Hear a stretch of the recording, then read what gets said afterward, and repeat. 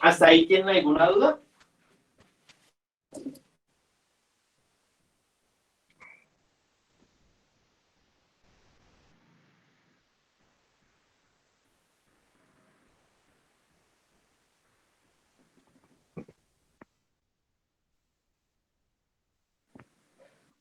Profe, entonces el crecimiento terminaría dependiendo Las firmas desde deciden el invertir. crecimiento de la población.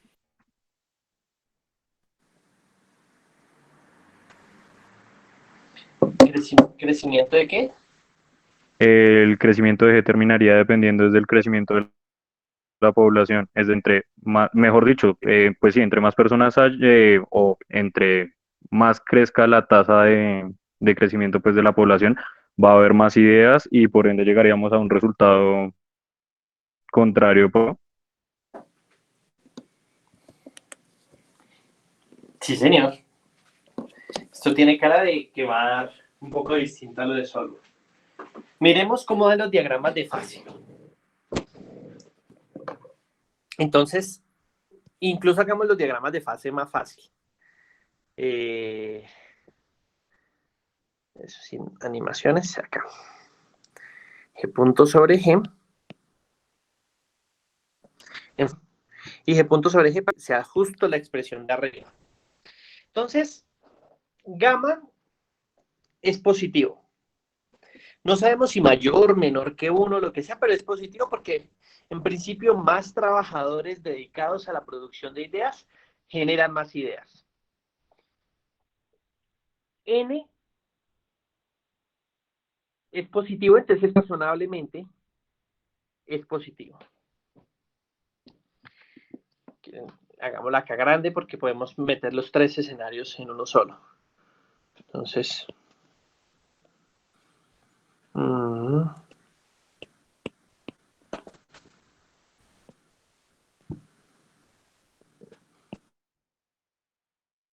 esto no.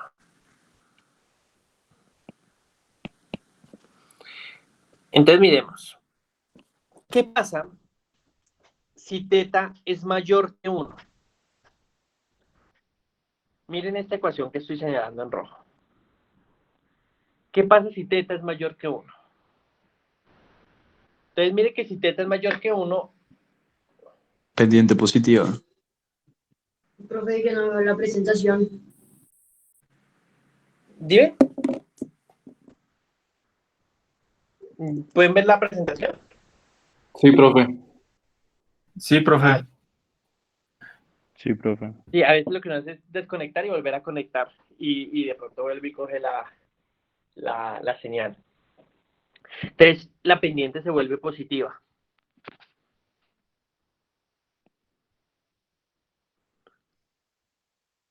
Con T mayor que 1. Y díganme, ¿cuál es el valor de G de estado estacionario?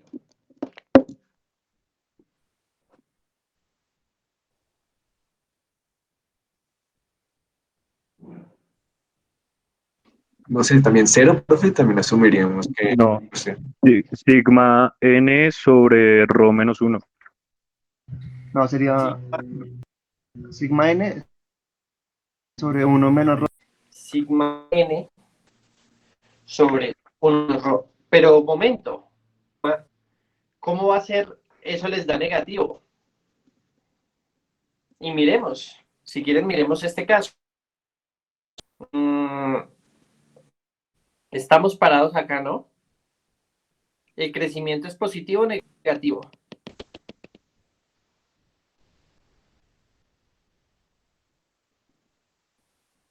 El crecimiento de G.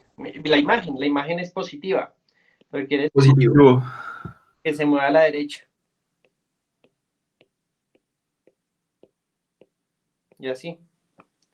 ¿En qué momento va a ser negativo? No es posible. Es una G que se expande. Uno que siempre tiene. Y lo más interesante es que la tasa de crecimiento, o sea, el G punto sobre G, crece y crece cada vez más rápido. Esto nunca en la historia de la humanidad, en un periodo que se pueda contemplar como de largo plazo, o 40, 50 años, o sea, como un periodo de tiempo considerable, nunca en la historia de la humanidad se ha dado. Ni los casos más exitosos de crecimiento, ni lo que ustedes digan es que estos son los, porque esto es un economías que parten creciendo, digamos, 2, 3, 4%, luego crecen al 5, luego crecen al 6, al 7, al 8, al 9, al 10, pero nunca paran de crecer, o sea, quiere decir que luego al 12, al 13, al 14, al 15, y que cada vez van, crecen y crecen y crecen más. Eso nunca se ha observado. Ni siquiera países que arrancaron de un punto muy bajo y que es un milagro económico. El milagro económico es tener una tasa de crecimiento alta, que nosotros habíamos visto el efecto tan fuerte que tienen las tasas de crecimiento sobre los resultados de largo plazo. Nosotros ya hemos visto, si un país crece al 1%, 70 años más o menos se demora en duplicarse el Producto Interno Bruto. Si crece al 2%, más o menos algo así como 35 años, que era la regla del 70 que un momento les ha comentado. Si crece al 10%, se demora 7 años en duplicarse. Entonces, claro, esto es una diferencia sustancial. Un país que crezca al 10%, a los 7 años duplicó su PIB, a los 14 años ha multiplicado por 4, a los 21 años por 8, a los 28 años por 16 y a los 35 años por 32. Entonces, un país que ha multiplicado por 32 veces su PIB en una sola generación, 35 años. 35 años y 32 veces el PIB más grande. Eso es impresionante. Y la historia de un país que crece al 2% es una historia de un país que en 35 años duplicó su PIB. Que es un avance importante, pero nada comparado con las 32 veces que lo haría el país que crece al 10%. Entonces, sí han habido periodos en los que las tasas de crecimiento han sido altas y se han observado aumentos extraordinarios en el Producto Interno Bruto. Pero nunca en la historia países que hayan tenido crecimientos más grandes cada vez que pasa el tiempo. Eso sí no se ha observado y por eso asumir que el teta es mayor que 1 en este modelo es un modelo que no es muy razonable. Vamos a duplicar este gráfico y vamos a ver qué pasaría si el teta es igual a 1.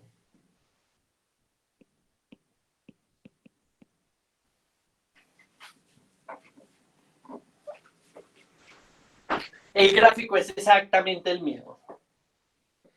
Esto no quiere decir que los países cada vez tengan, que la tasa de crecimiento de G sea cada vez más grande, o sea que no hay un crecimiento de la aceleración, pero sí que la tasa de crecimiento, que el G cada vez es más grande en proporciones fijas, más o menos.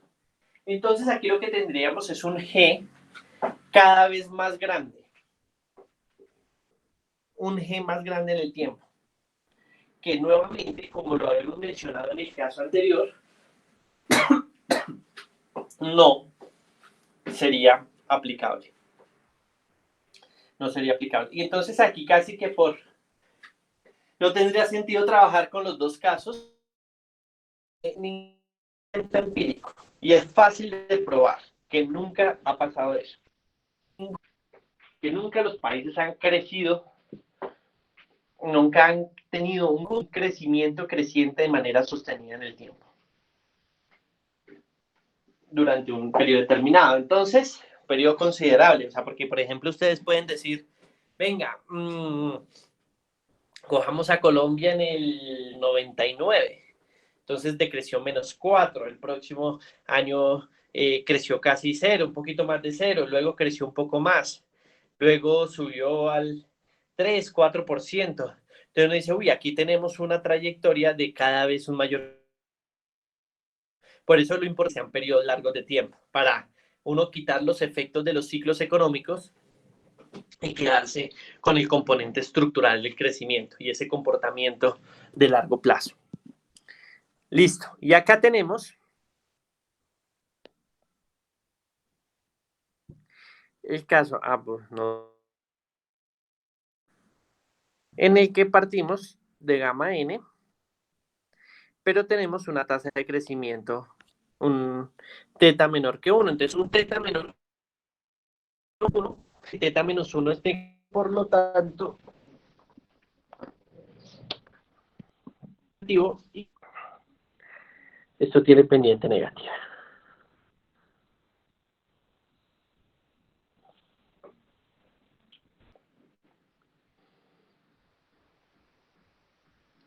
Es una línea que no tiene cara de recta. Aprendemos a usar la regla.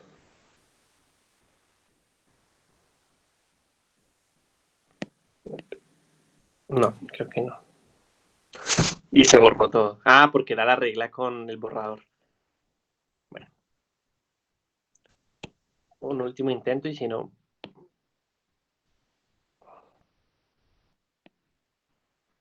sí. Listo. Entonces, aquí nosotros tendríamos cuando teta es menor que 1. Tendríamos este punto y acá sería este sería el punto gamma n. Y miren, ahí sí tendríamos, cuando está por detrás del punto de equilibrio, crecimientos positivos, cuando está por delante, crecimientos negativos. Es un punto estable y ese es el punto que entraríamos a la línea. Pero sería el G de estado estacionario, pero en el caso en el que nosotros tenemos que teta es menor que 1. Entonces vamos a calcular ese teta. Entonces nos quedaría, cuando G punto es igual a 0, entonces para G punto sobre G igual a gamma n más teta menos 1 por G. Te reemplazamos y nos queda que G, si quieren lo hacemos, 0 gamma n más teta menos 1 por G. Pasamos a restar, entonces nos queda 1 menos teta por G igual a gamma n. Y nos queda G es igual a gamma n sobre 1 menos teta. Este es el punto de equilibrio, digamos, para todos los casos, menos cuando teta es igual a 1, que nunca hay estado estacionario. Cuando teta es mayor que 1, lo que pasa es que se vuelve negativo. Entonces, si uno extendiera aquí la curva, sería un punto por acá. Pero no sería estable, además, porque miren que no habría forma de llegar a él. Entonces, no importa de dónde partiéramos, nunca nos alejaríamos, nunca nos acercaríamos a ese punto de estado estacionario. Incluso si uno siguiera extendiendo la curva, sería negativo. Entonces, jamás llegaríamos a un punto de estado estacionario. Entonces, por eso, y es un caso en el que la economía crecería cada vez más, no tiene fundamento. Sería el G de estado estacionario. ¿Qué analizan de ese G de estado estacionario? Profe, entonces ahí no podríamos decir que entre más grande sea el teta, pues es mejor para nosotros porque nuestra economía va a tender a crecer más.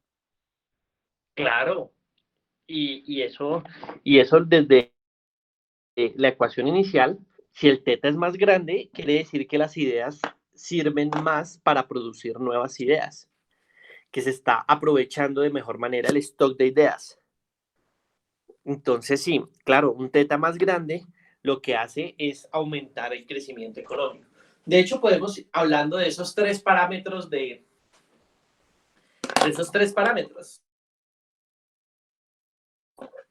¿por qué el crecimiento poblacional? Lo que nos había pasado con solo.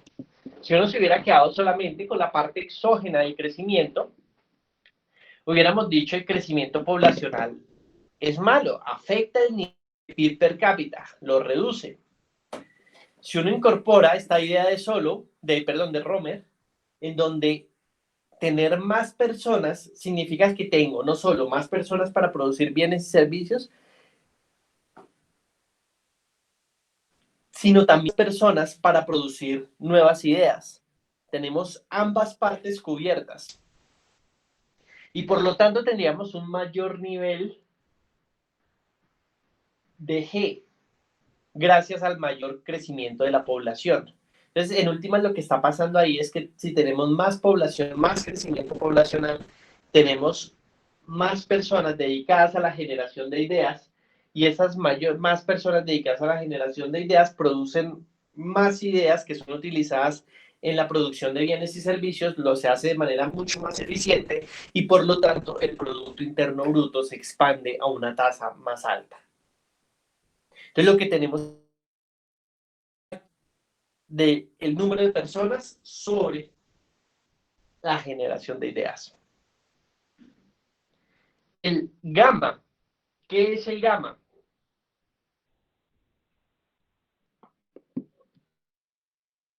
Los rendimientos de la producción. De ideas. Sí, ¿Los rendimientos marginales de qué? de la producción de ideas. Los rendimientos marginales de la producción de ideas, exactamente, de los trabajadores en la producción de ideas.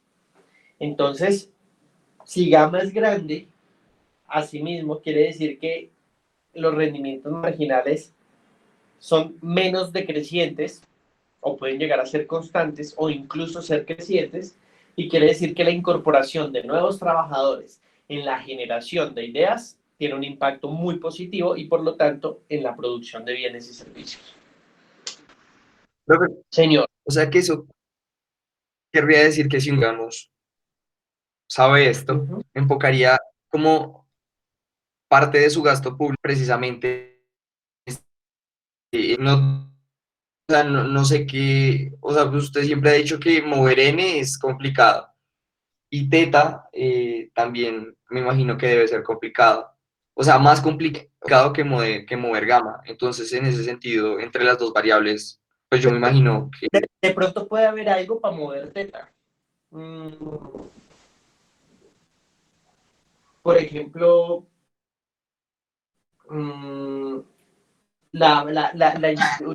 una institución en Colombia que uno de pronto podría asociar a eso, podría ser Colciencias, que ahorita es el Ministerio de Ciencias, y es que trata de coger y juntar a todas las, digamos, generar la promoción de nuevas ideas, pero sobre todo también cogiendo la comunidad científica ya existente y con eso tratar de facilitar que esas stock de ideas se conviertan en nuevas ideas de manera más fácil. Digamos, uno podría asociar como al propósito de ese tipo de inversiones, que luego hay un debate grande de qué tan grande es la inversión en ciencia y tecnología en el país, como porcentaje del PIB y todo lo demás que ustedes ya han replicado. Pero, digamos, esa es como una figura que uno podría asociar a la generación de nuevas ideas. Profe, qué pena una pregunta. Las leyes de protección de derechos de autor y de patentes de alguna manera también afectan esa productividad de la variación de haciendo un teta más pequeño. Curiosamente, muchos dicen que eso debería generar que fuera más grande, porque dicen que si uno tiene buenas patentes y puede hacer que los privados y que desarrollen esas ideas las puedan comercializar, que eso es lo que les permite generar más incentivos para que se creen esas nuevas ideas. Entonces, esa relación es compleja, porque también las patentes son muy, muy, muy difíciles de adquirir. Hay un efecto sobre todo, esto es muy delicado en el tema de las farmacéuticas, las que producen medicamentos. Como la demanda por medicamentos es inelástica, sobre todo para aquellas, digamos, tratamientos y cosas que sí o sí requieren los médicos, la diabetes y que requiere la insulina, y algunas enfermedades que tienen pocos sustitutos, pues digamos la disposición a pagar es muy grande. Y si hay cobertura del sistema médico, pues digamos también ahí estarían los recursos, porque uno diría, no, de pronto las familias no tienen recursos, tienen que ajustar precios, pero si el sistema médico puede comprar, entonces eso es muy rentable. Entonces uno cómo hace para compatibilizar ambas cosas. Si no coloca ningún tipo de patente a los nuevos medicamentos, ¿quién se aventura a cometer muchos errores, muchas fallas y antes de descubrir el medicamento correcto? Hay una solución, a uno le pueden decir, trate de desarrollarlo de manera pública. Coja y cree más bien un instituto de investigación que desarrolle nuevos medicamentos. Hay también varios problemas. Primero, en lo público a veces es un poco más difícil el tema de la ejecución de gasto. Ustedes imagínense que para poder desarrollar un medicamento toque hacer 10 es poquito, pero por poner un número, 10 intentos previos de medicamentos experimentales. Onceavo funcione. Ustedes ni se imaginan lo que significa. Oye, lo que gastar un montón de plata de los impuestos de las familias para invertir en investigación en medicamento y vamos al tercer intento fallido de descubrir un medicamento. Eso, desde el punto del funcionario público que autoriza ese gasto, eso se vuelve un rollo muy grande. Es muy difícil en esa medida. Toca crear entonces una institución de una naturaleza como distinta, porque ahí uno diría, la forma de controlar ese tipo de cosas, o sea, uno cómo sabe que los sellos o los fueron con dolo, o sea, es difícil en ese caso, o sea, son unos riesgos muy difíciles de mencionar, que esos riesgos, lo que se dice en cierto modo es que lo debería asumir un privado. Mucho más fácil si el privado se equivoca 3, 4, 5, 10 veces, perdió su plata y no perdió la plata de los impuestos. Y que al 11º lo descubrió, pero entonces ahí es donde viene el punto. Y si al 11º intento lo descubre, ¿cómo recupera los 10 intentos previos? ¿Cómo se vuelve rentable en todo caso seguir investigando? Entonces ahí es donde está la figura de la patente. Luego ya viene otra cosa, y es uno cómo hace para que haya concordancia entre los gastos de investigación y los cobros que se hacen por medicamentos. Entonces, eso es un tema súper intenso, además tiene un componente de economía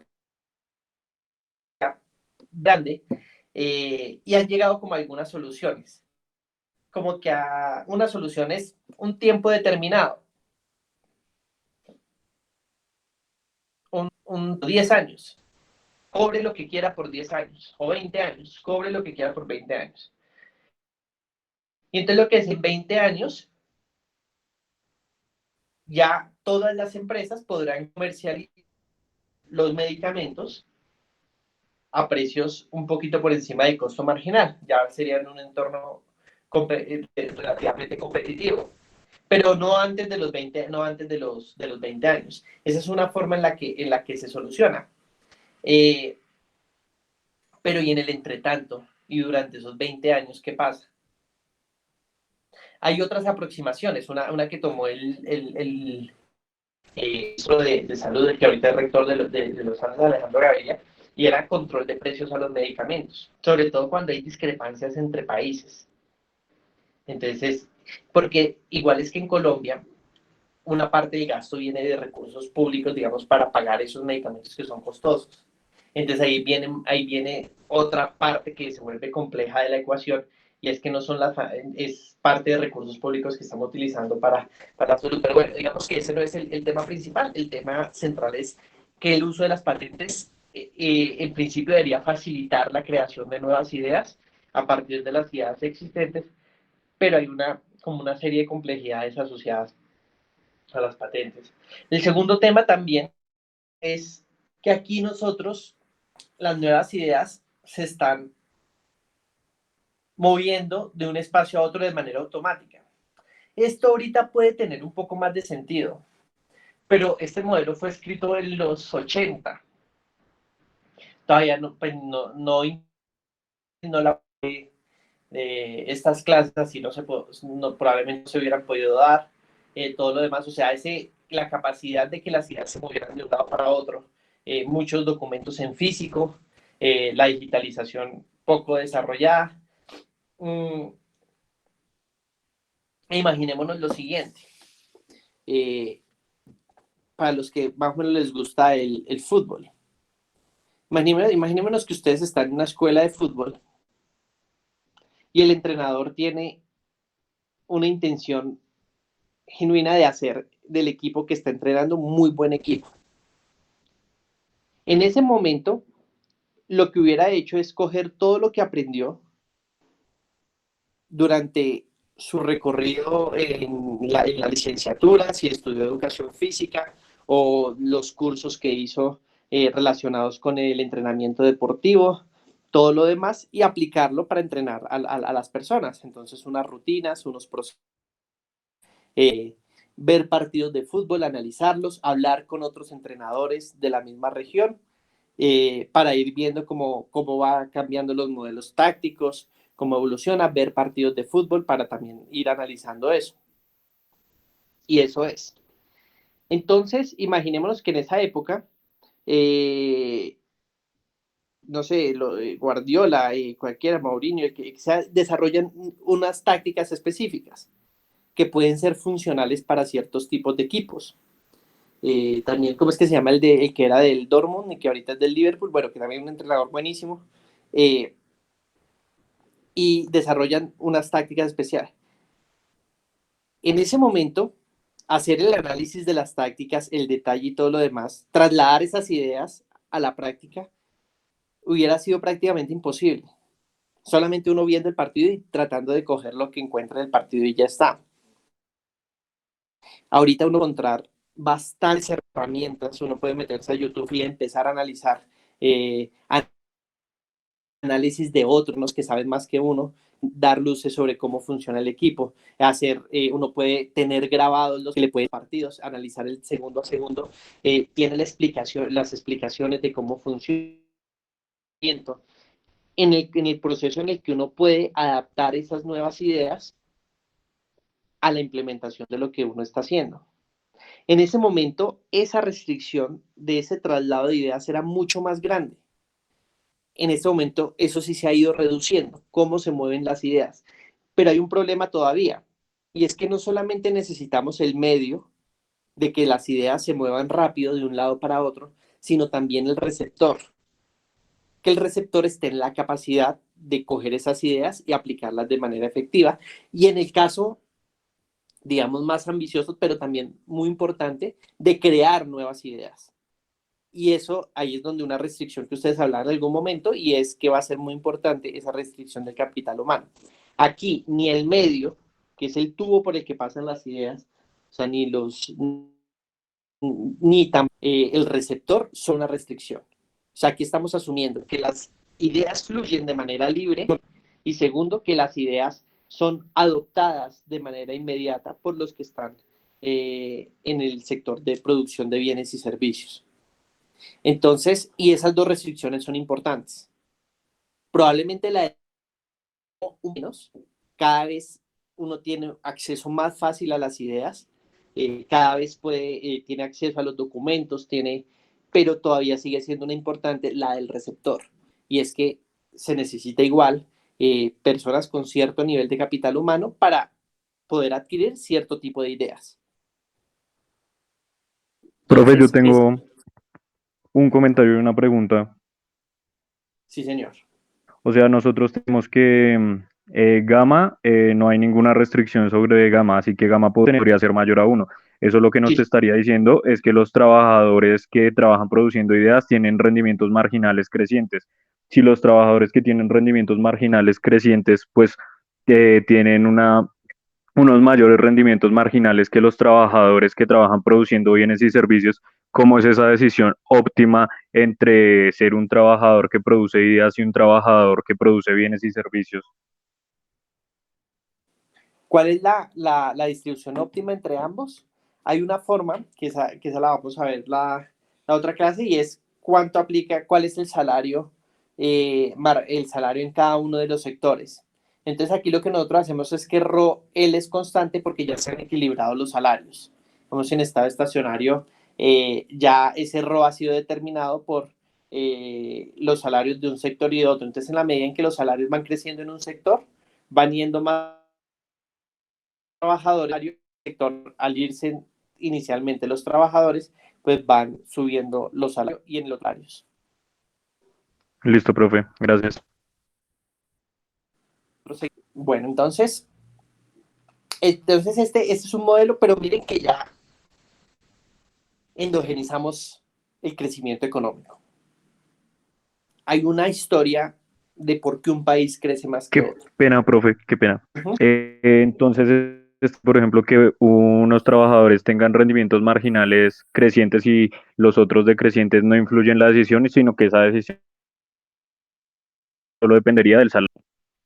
Esa decisión, lo que pasa es que el salario se va a ver afectado por los rendimientos marginales, pero sí, dependería esencialmente del salario, del diferencial de salarios. Listo, profe. Gracias. Listo, entonces, aquí nosotros ya tenemos una historia que uno crezca más que otro. Ya sabemos que hay unos factores que hacen que sea más fácil que el país crezca. Y también tenemos en cuenta algunas limitaciones. Las limitaciones, el canal por el que fluyen las ideas. La segunda limitación, el del receptor de las ideas, que es posible que uno necesita, digamos, las firmas. Hay, por ejemplo, una crítica cuando habla de temas de calidad. Dicen, debe haber una mayor articulación entre las universidades, el sector real y el gobierno.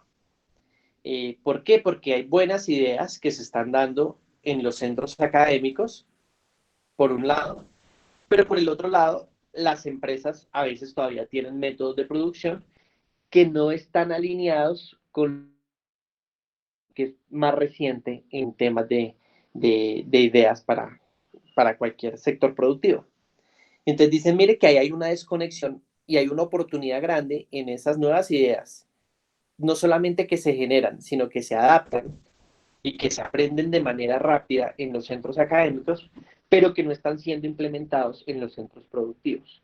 Entonces dicen, no, mira, ahí lo que hay es una falta de comunicación, una falta de coordinación, lo que uno tiene que es que tratar de crear instrumentos para que ambas partes funcionen, y además que ahí podría haber un mercado, porque por un lado, si las firmas se vuelven más productivas, podrían estar dispuestas a pagar por esa mayor productividad, y eso sería una fuente de financiación de los centros académicos que generan nuevas ideas y que les sirven para el sector real. Entonces, esos son como a veces las restricciones ya a los costos de transacción, que en este modelo son cero, pero que uno puede ir viendo en la práctica porque no están muy al pie de la letra, son esos supuestos adicionales, lo cual no hace que el modelo sigue siendo un instrumento más, que nos sirve para analizar por qué un país crece más que otro en el largo plazo, que hay unas restricciones, unas cosas de fondo que toca analizar para ver si funcionan bien o mal, pero es muy interesante ya que tenemos, por ejemplo, la relación con la población. Si tenemos más gente y más gente investigando, eso tiene un efecto generalizado sobre la producción de bienes y servicios de todo el mundo. El tema del TETA, entonces uno tiene facilidades para que la comunidad científica genere nuevas ideas, eso tiene un impacto significativo sobre el crecimiento de largo plazo.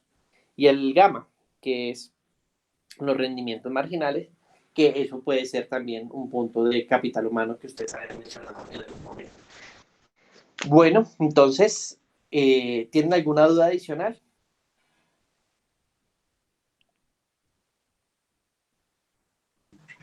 Profe, otra vez, el TETA, específicamente, ¿qué es lo que es? Los incentivos a producir ideas. Mire, Club, sí, era que se llamaba el de entrenador. ¿Los incentivos a qué? El TETA, que no entendí que son los producir ideas. No los incentivos a producir ideas, sino ese es cómo él afecta la generación de nuevas ideas. Entonces, un teta más grande, a medida en alguna medida puede ser, en alguna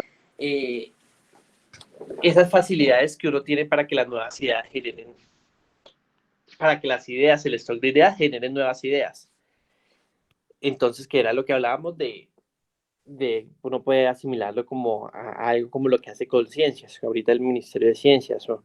Que tratan de juntar a los que tienen ideas y que produzcan nuevas ideas a partir de lo que saben. Entonces cogen dan ciertos incentivos para que haya una mayor generación de ideas. Eso puede ser. ¿Qué otros factores pueden afectar que el stock de ideas generen más ideas? Eso ya sería como una línea de análisis a partir del modelo, que esos son los siguientes pasos. Luego uno se dice, oiga, entonces vamos, si este es el modelo de referencia, empecemos a ver ya el detalle. Entonces, ¿qué hace que las nuevas ideas generen, el stock de ideas generen nuevas ideas? Y ya entonces uno empieza a hacer como un análisis un poco más detallado, pero ya partiendo de un modelo que sería este. ¿Qué hacen otros autores? Dicen, por ejemplo, la restricción del capital humano es una restricción muy importante. O sea, lo de las ideas está bien, pero dicen, al final lo que en realidad restringe yo el nivel de capacitación promedio de una sociedad. Eso es lo que restringe en realidad. Si yo tengo gente más capacitada, van a tener no solo más capacidad de producir bienes y servicios, sino que en este caso van a tener mayor capacidad para adoptar las ideas que ya existen. Y eso va a generar un punto muy importante en la producción de bienes y servicios. De hecho, en las economías en vías de desarrollo, las economías emergentes, esta apropiación de ideas sí que es importante, porque probablemente muchas de esas ideas ya existen. Y por eso uno podría, aquí en este caso, sustentar la hipótesis de convergencia a partir de aquellas economías que están absorbiendo la mayor cantidad de ideas y las están incorporando en sus procesos productivos. Y por eso están aumentando de manera importante la capacidad de bienes y servicios. Cogen las ideas que ya existen, las mejores ideas, y las tratan de incorporar sin crear una sola idea. Pues eso es un dato exagerado, ¿no? O sea, pueden crear algunas ideas, pero en términos generales no necesitan crear muchas ideas para que la economía crezca haciendo el proceso de absorción. Y entonces, ¿qué es lo importante en ese proceso de absorción? Entonces, muchos dicen, de pronto, el capital humano, la capacidad que tiene la gente para poder absorber esas nuevas ideas. Entonces, pero entonces eso ya sería como una segmentación entre tipos de economías, aquellas que son economías desarrolladas y aquellas que son economías emergentes. Profe, Profe, una pregunta. pues, una cosita ahí. Pero entonces ahí el modelo terminaría dependiendo bastante, digamos, en su explicación económica de la interpretación que le damos pues sí, digamos, aglomerar diferentes hipótesis como las que usted ahí, o no sé, el régimen de propiedad intelectual que tenga el país o cosas por el Señor, estilo. sí, señor. Esa es la eficiencia, o sea, la que tiene la generación, el stock de ideas en la generación de nuevas ideas. Hay una pregunta posterior, y bueno, ¿y qué hace que el stock de ideas sirva para generar nuevas ideas más en un país que en otro? Lo mismo que con el crecimiento poblacional. Uno dice, oiga, mire, aquí el mayor crecimiento poblacional parece afectar la creación de ideas, el nivel de G. Y entonces hay uno dice, bueno, ¿y de qué manera el crecimiento poblacional está afectando G? Entonces uno dice, como hay más personas, van a haber más personas generando ideas, y eso es lo que permite es que tengamos un mayor stock de ideas. Pero por otro lado, en la práctica toca analizar otras cosas. Por ejemplo, ¿el ROEL es fijo o ese ROEL es variable? Porque si ese ROEL es variable y la nueva gente que nace, por alguna razón, pueden ser los sistemas de educación, que esos ya son hipótesis que uno lanza, no está yendo la misma proporción a la generación de ideas o van cada vez menos personas. Entonces, de pronto el efecto sobre el crecimiento no es el mismo. Si van más personas, de pronto el efecto sobre el crecimiento es mayor. Y el gamma, que son los rendimientos de los trabajadores en la producción de ideas. O sea, luego ya después de tener esta base, uno lo que empieza es ya a analizar mucho más en la práctica qué significa cada cosa dentro del modelo, cómo se va afectando el modelo cuando se van dando las distintas hipótesis, pero ya tenemos un marco de referencia con el que uno puede empezar a trabajar. ¿Cuáles son las limitaciones? Las limitaciones son más cuando, por ejemplo, los costos de transacción, que quiere decir de adopción de ideas, es muy alta. Entonces, de pronto lo que restringe el crecimiento no es el stock de ideas, porque ya puede que hayan muchas ideas en el entorno, sino que no se están apropiando de manera correcta del sector productivo para que generen más bienes y servicios. Entonces, si eso es cierto, tocaría crear otro modelo, incorporando un parámetro donde sea muy importante esa tasa de absorción de... Ahí es donde viene como el análisis que uno debe ir haciendo sobre el modelo. Pero lo que sí es que ya tenemos un modelo de crecimiento endógeno. Modelo donde cerrado, donde sabemos qué hace de acuerdo al modelo que una economía crezca más que otra. Tenemos también qué hace que el nivel sea más grande uno que otro en un momento dado del tiempo, y tenemos el desarrollo como completo del modelo. Aquí no estamos dejando, digamos, factores exógenos que nos expliquen el crecimiento económico. Por supuesto que hay parámetros que hacen que ese G sea más grande y ya es lo que uno entra a analizar, pero ya tenemos un G explicado dentro del modelo. Profe, ¿y no viene siendo problemático que la producción no dependa del capital?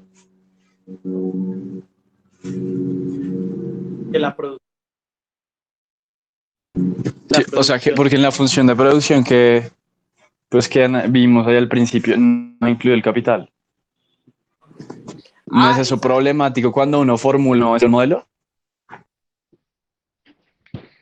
En este modelo no es problemático. El siguiente modelo que vamos a ver es este con la extensión del capital, sino que esto resalta lo fundamental del modelo. Si uno arranca explicando el modelo por el capital, un poco en las matemáticas, o sea, empieza a hacer despejes y mucha álgebra y se aleja un poco de lo fundamental. Por eso era importante en esta clase verlo así, solo con trabajo. Y la próxima lo que hacemos es verlo con capital. Y se van a dar cuenta que los resultados son muy parecidos.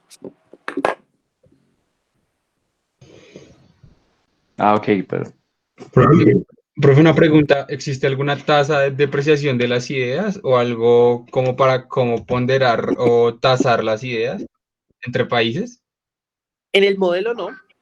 En el modelo no existe una tasa de depreciación de las ideas, pero uno podría verla porque en realidad las ideas no se extinguen propiamente. Pero sí hay nuevas ideas que son más eficientes que las anteriores. Entonces ahí lo que ves son un aumento en A.